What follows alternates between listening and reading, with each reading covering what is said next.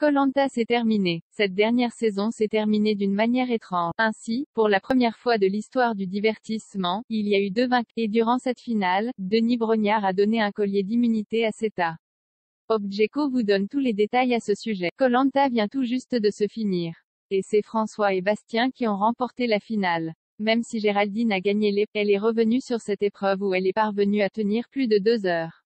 Le beau cadeau de Denis Brognard, et durant la finale, Denis Brognard a eu un joli geste il lui offrait le collier d'immunité. Seta, j'ai envie de vous faire un cadeau, parce que vous avez joué tellement longtemps avec un collier imaginaire. Je voulais vous remettre de manière officielle ce vrai collier d'immunité. Le présentateur expliquait, ce collier n'a pas été trouvé après la réunification. Et vous pouvez l'emporter chez vous. Je suis sûr que ça sera un formidable cadeau pour vous et pour vos 4 filles. Un geste qui a ému la jeune femme. Il faut préciser que le rôle de Seta dans Koh-Lanta n'était pas facile.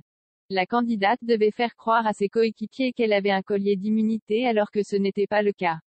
Et cela a marché. Les candidats ont appris sa technique en regardant l'émission. Personne ne l'avait démasqué. Ce geste de la part de Denis Brognard touchait beaucoup Seta qui revenait là-dessus dans un post sur son compte. Seta Koh-Lanta touché. Sur Instagram, Seta a posté une photo de ce fameux collier. Elle notait en dessous, l'aventure touche à sa fin. Que d'émotions, de souvenirs et de super moments avec les pros. L'un des moments qui restera à jamais gravé dans ma vie est l'instant où Denis Brognard m'offre ce fameux Oscar, collier Elle poursuit, un petit instant suspendu dans le temps. Un cadeau qui signifie une réussite, et une satisfaction tout au long de mon aventure. Un Koh-Lanta gravé dans son esprit. Elle a également voulu dire merci à ses filles qui pensaient qu'elle était au Japon.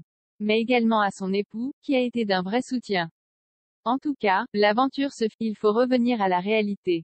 Et ce retour est compliqué. Ainsi, Bastien se confie. Après Koh-Lanta, ce n'est pas facile de reprendre sa vie comme si de rien n'était. Il y a une forte exposition médiatique. Si certains ont des difficultés à revenir à leur vie, d'autres ont de bonnes nouvelles. Ainsi, Jean-Charles indiquait avoir retrouvé l'amour après son retour. Une nouvelle excellente qui fera plaisir à tous les fans du jeu de. Ainsi, il faisait partie des favoris, et tout le monde était déçu que Géraldine choisisse François au lieu de Jean-Charles. Car les inconditionnels l'ont beaucoup aimé. Après, ce dernier était loin d'être le meilleur aventurier, mais il faisait rire les spectateurs de cette émission.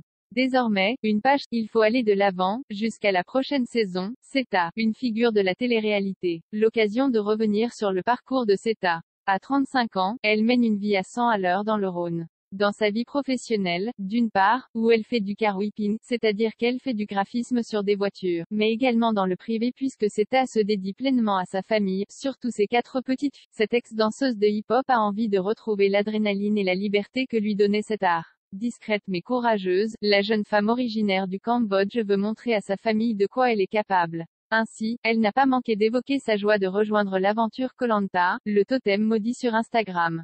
Je déclare officiellement ma participation à Koh-Lanta 22, intitulée Le Totem Maudit. Vous allez pouvoir suivre mon aventure, celle dont j'ai toujours rêvé depuis la première diffusion.